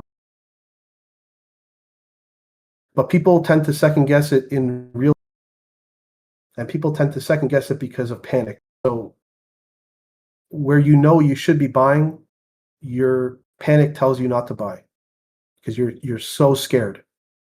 And then when you're very, very euphoric and you should be selling because of the cycle ending per the timeline, you don't sell because you're so euphoric. Is it going to go higher? Maybe I can squeeze out some more, right? There's that greed kicking in. So I've already learned my lesson the hard way with that. But understanding the market cycle is very, very valuable. So to me, I am highly in the belief of the four-year cycle theory. And to me, it has been progressing.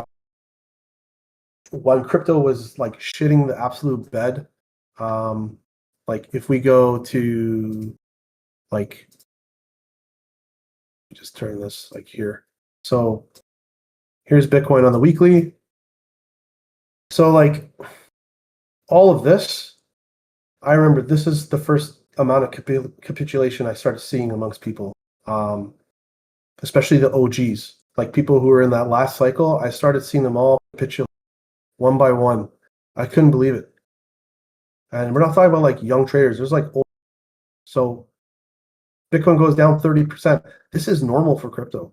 This is not abnormal. And we just hit a previous all-time high. Of course, you're going to have a rejection. Like, we all know that. 30% down roughly, people capitulated. I started seeing people throwing in the towel. I was like, holy shit, what is going on? Now, from a timeline perspective, here's your halving. Here's your topping range, right? Here's your halving. And I just want to show you, if you, I might have shown this before, but like typically a year after the top is put in. So be like this. Let's go to 365 here. Look, 1 full year. Here's the high, here's the low. This is the schematic. Like, this is all you need to do until it stops working, because it has not stopped working. It is always, look, I'll show you another one. Like, this is 2018, 2017. Look, 364. 364. Here's the top, here's the bottom. This is all you got to do. So whatever cycle is going to happen next, and like this is only going to give me more confidence, because the moment the top out happens, which is somewhere around like late October, early November, I will be selling all of my crypto, and I've been buying pretty much since about like here, and then I bought here, and then I've been just holding ever since. Like, I didn't even trade into this. I just kind of was like, okay, because it's spot, and I'm not really active. I had some altcoins I'm holding, in Ondo, Dodge, or Doge. Those are the three I've been holding, but they've been underperforming, except for Inge. Inge went absolutely bananas, but the other two, I expected more, and not. And now that the time cycle is almost ending, my suggestion for people, if they're looking at crypto, is don't buy now. Do not buy now. This is not the time to buy. And yeah, sure, this is not financial advice, but this is what I'm going to do. Okay, I'm selling here no matter what. And what I'm going to do after that is I'm going to buy back. So if the top is somewhere in late October, November, I'm going to be buying back in late October, early November of 2026, wherever that is. I don't need to predict how high Bitcoin is going to go.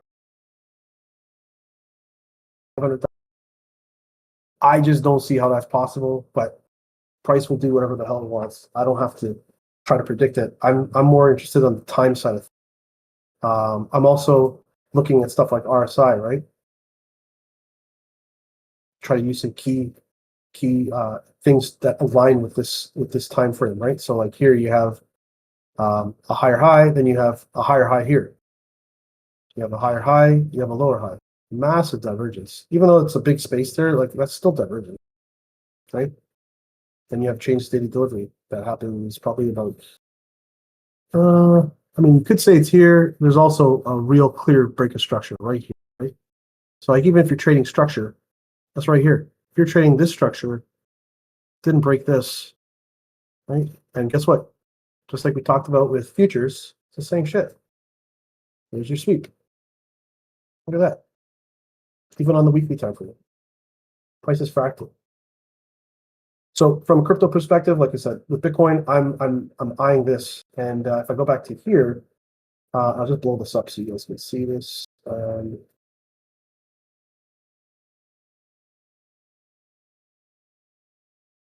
Yeah, there you go, and that's market making model, right? Like the last piece of expansion happening, and then that's it.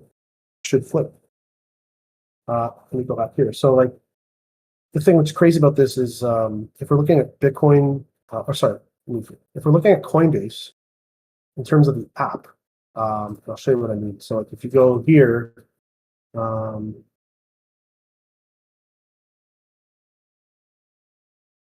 Okay, so 3 hours ago, last posted. Look, Coinbase is ranked 223rd across all apps. Don't worry about the finance. This is, well, valuable. This is the key one here.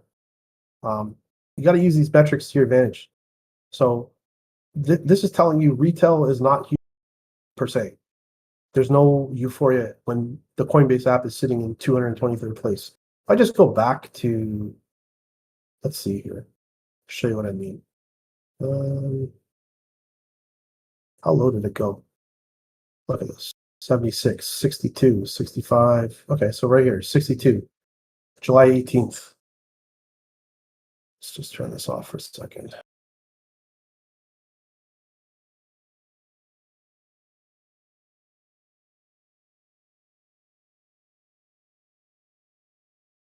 Right here, that's July 18th. So on July 18th, pretty much at the moment, Pico Top,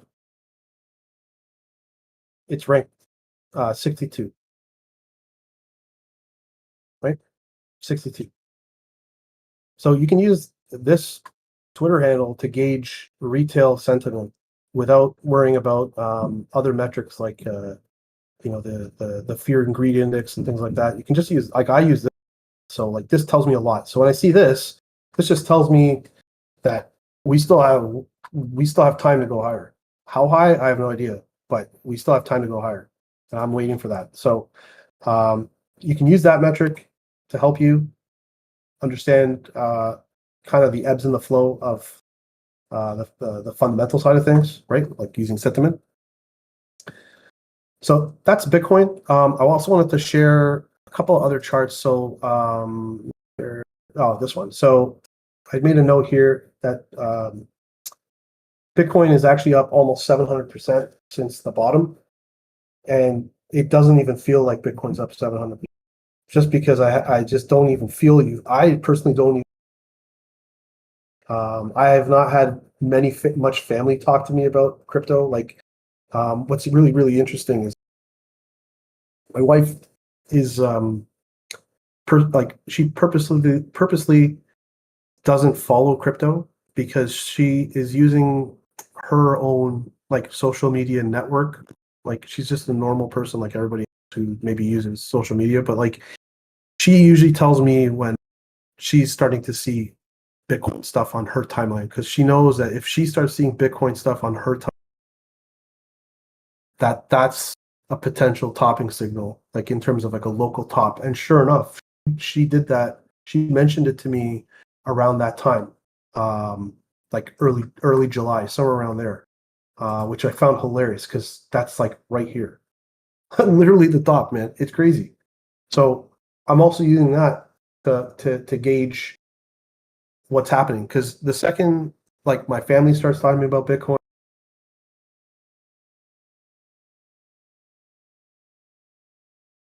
that's time to get the hell out. Like, you don't want to be getting in that. You want to be buying when nobody cares about it, but you don't want to be buying when like your neighbor's talking about it. Yeah, sell the news, Sonic. Exactly. And there's a lot of fundamental stuff that's been happening with amazing, to be honest with you. But anyways, so if I go back to the chart, it's up 700%, man. Like, if you're up 700% on crypto, like even if you took profit, Jesus Christ, that's amazing. To be up that much, like you don't even have to risk much. And all you have to do is just buy a year after the top. And you can even just sell parts of it now or half of it now, or like, you know what I mean? Like, you don't have to aim for what you see people trading altcoins do. It's like the people that are doing that, while sure there's a way to do it and they're profitable, but like how many degen meme moves did they make that went rug pull, like that rug pulled and went to zero? Like, nobody talks about how many of those they faced, right? They only show the wins, and this is from what I've seen, and I'm following a lot of people with. There's so many silly meme coins out there, and then you got some hyped up ones like Pump or Hype, right? Yeah, thoughts on ETH BTC? Yeah, let's talk about that. Exactly. Yeah, King Jude. When am I going to sell BTC or crypto? Like I said, early Let's see here. This form, no, did not. The pi cycle thing going on. Right here. I'm just looking for this. Late October, early November. Yeah, Picasso's another sick trader, man. Crypto. Yeah, buddy up. Who's this? Sonic says, yeah, AMC GME. I remember that when that was going nuts with Roaring Kitty. Crazy. At least he took profit, man, your buddy. That's good. Because like euphoria is a real thing, man. Yeah, Sonic, there's so many silly names, man. Like even Fartcoin now is a thing in this. Okay, Josh is asking about ETH. Let's deliver. Let's close this up. Let's go to where are we? Yeah, you know, this is a pretty important chart, but it's the thing with this is, you know, people don't understand what this is. So when you have like ETH BTC, what that means is that if the price of ETH is going up, that means coin, and if the price of this ETH BTC chart is going down, that means people are selling ETH to get back into BTC. So this is a very old school chart to look at to gauge altcoin strength. So typically what we see is like Bitcoin first, Ethereum second, then the majors, and then the miners in terms of like an order or like a trickle of how money goes through the cracks. So if I'm looking at ETH BTC, like, you know, we have clear movement here. And if we just kind of use some concepts of like ICT stuff, things become a little bit clearer, right? So you have a sweep of a swing low here. There's also a FEG here, okay? And the thing is, like, no one knows how low this is going to go, right? Like, probably thought it's going to go lower. And this is what crypto does. It like you have low resistance liquidity right here, which you're thinking is a clear target. And what it does is it spikes down here, just misses tagging the liquidity, and then shoots up higher. And it often does this. It front runs and doesn't go exactly where you think it's going to go. It's not as accurate as, say, like when we're trading futures or forex, for instance, right? But if we're looking at this once again through the ICT lens, we have a liquidity sweep, right? Higher time frame liquidity sweep. And then if we're looking for our key signatures, right? There's a bunch of them here. We have FVG, IVG right here. Boom. Displacement through the candle, or sorry, displacement through the IVG, BPR, perfect retest. Price is going higher. If we're looking for CISD, right? Here's CISD. Right? If you're looking for a breaker block, you probably want to use this. Just have it qualified. Yep. Well, actually, no, that wouldn't qualify. Actually, maybe it would, because you have a low and you have a high, and candles before the leg that takes liquidity. So here's your breaker block. It's not a pretty one, but it's still there, right? And it's confirmed. Like, so you have a unicorn here too. So IFEG, CISD, liquidity sweep, breaker block, unicorn. What happens next? So what we can start doing is using like standard divs, for instance, to gauge what's happening. So there's different ways to do it. You can use the CISD as a gauge. I've seen like T-Trades, I think, does this. I hope I did it right, but swing low to the body of the CISD, you know, gives us a range up here. If you're trading like a unicorn, then you're going to here, and you can see there's some good alignment here with these with the liquidity that's up here, the low resistance liquidity. There's even more here, but like if you look at this, like I said, with ICT perspective, like look at all liquidity, low resistance liquidity ones, all here. Like this is just primed to be taken out, and then you have equal highs pretty much here, right? It's nuts.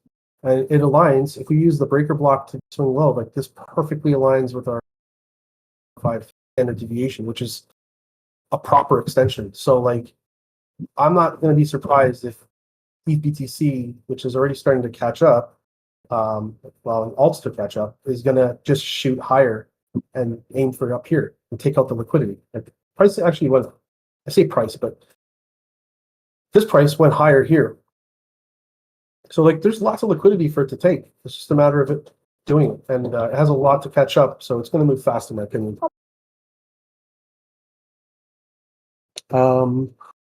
So Josh says ETH-BTC is going to be interesting to consolidates. Once ETH breaks 4K, this pair should start teleporting. Yeah. Yep. Interesting times. But like I said, time's running out. There's like 3 months left, in my opinion. 3 months left. How much damage can be done in 3 months? I don't know. Crypto has, like, look at this. How much damage can be done in 3 months? I just ask you to look at 2017. This is how much damage can be done in 3 months.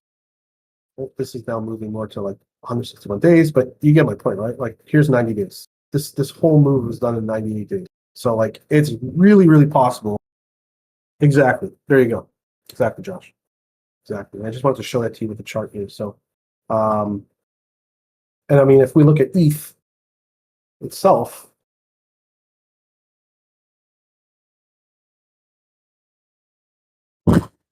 right? ETH itself. Let's take a look at this chart. Colin just shared.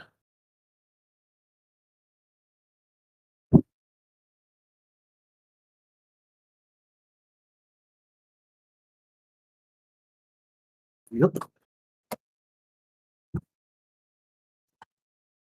Thank you. Ah, okay. Thought it was what we're looking at, certainly.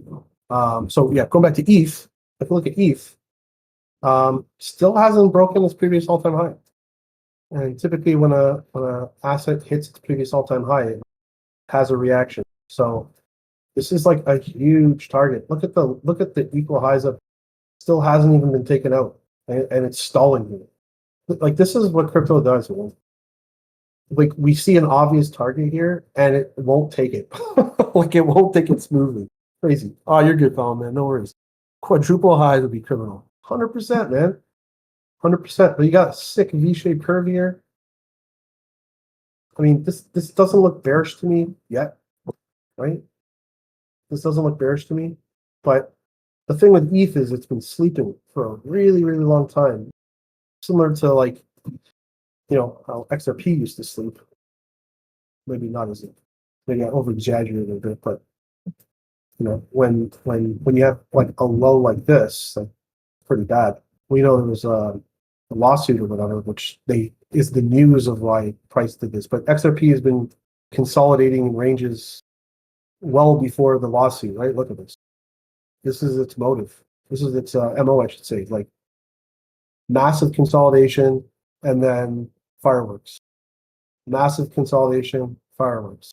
Massive consolidation, fireworks. So if you ever trade XRP, similar story, right? Like, get in dollar cost average if you have to, and then you have to just hold long until you start seeing the parabolic move start to happen.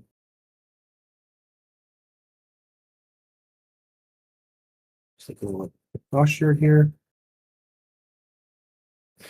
Reminds me of our BTC Final Series Part 4. Ooh.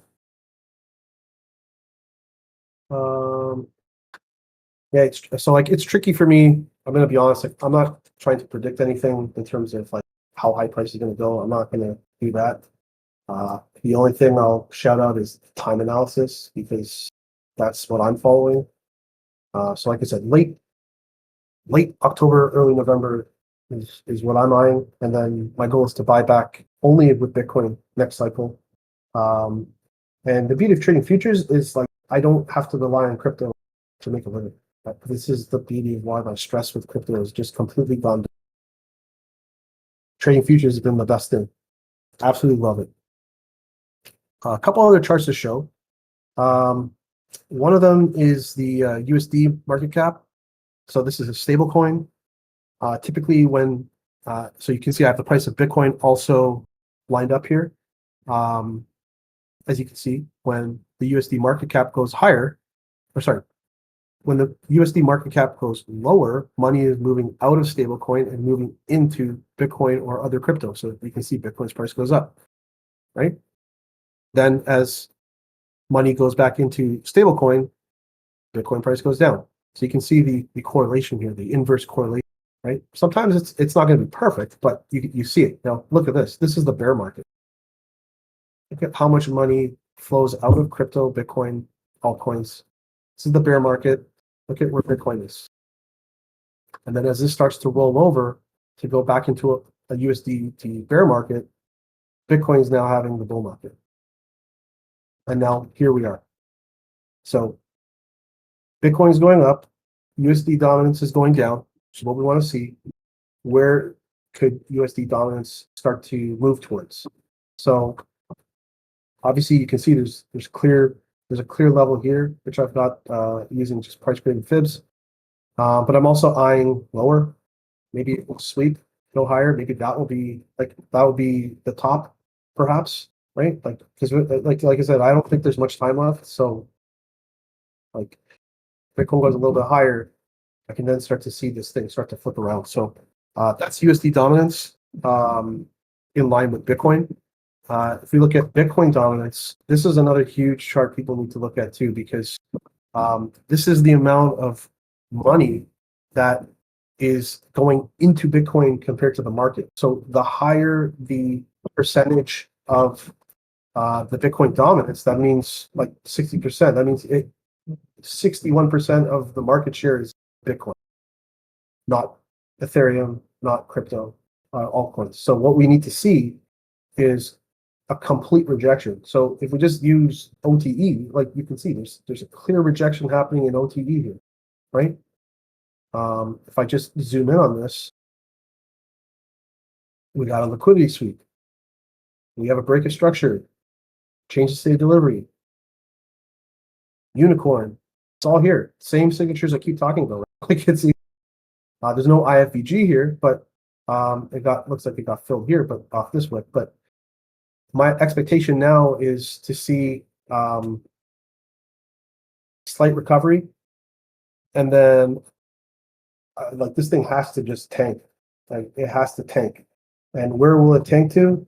Well, if I just use some basic concepts involving support and resistance trend lines, like here's a huge zone here. Does that zone align with my standard deviations? It sure does. There's a -2 level right here. 40% drop. Have we ever seen a 40% drop before? I think so, right here, right? So like we've seen it here. Like it's possible for a massive dump to happen. Like Josh said, like it can go in like 3 months. And I think also if we look at it from a market maker, it would be in their best interest to make this next move be so fast that people get FOMO and buy the top. And while those people buy the top, I'm selling to them. And I'm sure other people will be too, because that's unfortunately the dark side of trading, right? For every buyer, there's a seller. And so you got to be one or the other. So it is going to happen. I'm anticipating something down here. I don't know how low it's going to go, but I am anticipating something. We do have that.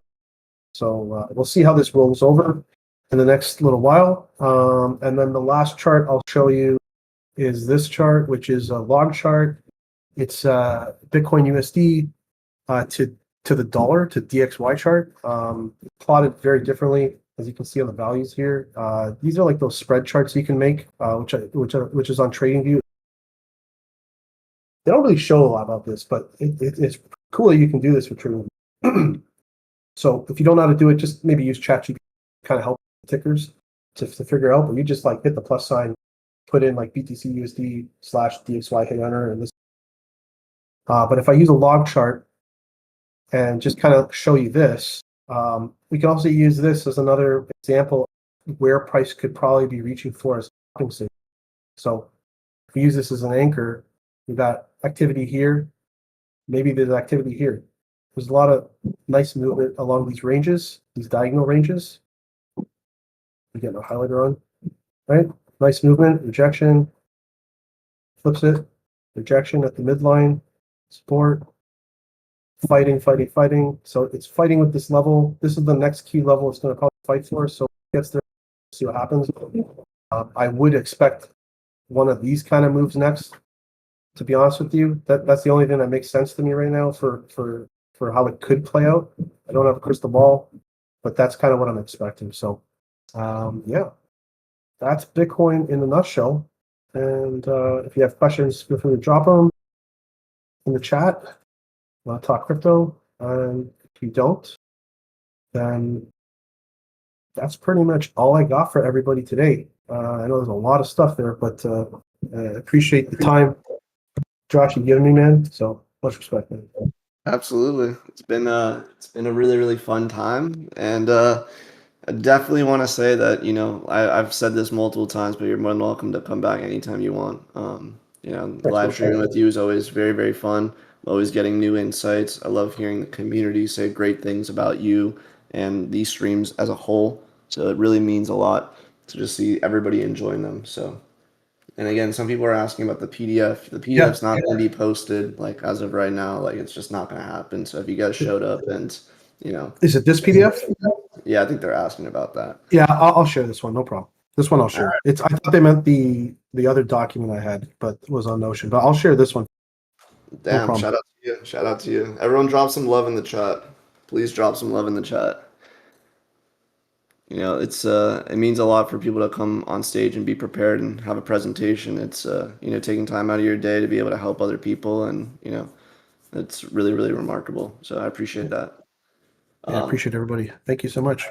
I do want to make a small announcement. It's not exactly small, but it's kind of large. But if you guys do want to go over to 2 Degrees Twitter, we just put out the tweet about the new update that is getting launched tomorrow. So if you guys want to show some love on that, the team worked extremely hard on making that happen. So just check out that graphic right below about the forever model, and you can basically see exactly what we're bringing. So that forever model is about to get a huge upgrade, and I know a lot of people have been asking about some of these updates. So yeah, just go ahead and read the graphic. And we're probably gonna do another stream soon with Matt, and we're gonna be talking all about it. So I know that you got a lot of respect for Matt, so that tool's getting an upgrade, and I'm sure that we'll be talking about it more soon. So if you guys want to drop some love, go like that post, go retweet it. It's been really, really challenging update that we pulled off, and really, really happy to get that fully stress tested and out to you guys. So you guys know that we're constantly bringing more value, and we're listening to the community. If you guys have never been to the 2 Degrees portal, it's a way that you can submit feedback of suggestions to our tools as well as any bug reports, and it helps it keep a very organized way for us to know exactly how we can bring more value to our community. So we really appreciate everybody, and I believe that this has been recorded, and shout out to White Chocolate if it is, and we will catch you guys all next time. And Kira, if you have any other last words, it's all you, my brother. Well, yeah, just if anybody wants to DM me, feel free. I will never DM you first if we're not friends on Twitter. If we're not friends on Discord or actually, I'll just say Discord. It's nothing personal. It's just I have been the victim of putting that out there. It's just out of safety. So if you do want to DM me though, I'm always around to chat, talk shop. I trade inside Unicorn University, which is Trade's premium Discord, and I do have live streams twice a week, typically on Mondays and in the morning. So if you want to be a part of all that, you can find me there. Click the link in my bio. You can get to work. Finally, the last thing I'll say is a huge shout out 2 Degrees thank you for having me. Ash Trades and Nate, aka White Chocolate. Appreciate all those guys' support. Day Trading Realtor, another OG, man. This dude has done so much for me, and I'm like eternally grateful to this dude. He's such a good guy. If you don't know who he is, he's the one-shot one guy. Absolutely brilliant, man. Eat More Chicken, shout out to him. Storm Trades, Unicorn University family. Colin Jones, Wealth Empire, big respect to that guy. Appreciate actually him being here today. It actually means a lot to me. So nice to see you here. Sign of Time, another OG, really, really good trader. Picasso, if no one knows who he is, he just did a live stream with 2 Degrees a little while ago. He's really, really good with crypto. It's a Algo is another OG with the 2 Degrees fam, and ultimately just all of you guys, the whole 2 Degrees family here. I really appreciate everybody checking it out, showing support, engaging, asking questions. It means a lot, and like I said, man, I'm just grateful, man. I'm always grateful, and the only way I can show thanks is to just try to help however I can to people who need help. So if you want that help, if you want to chat, DM me, and let's get to work.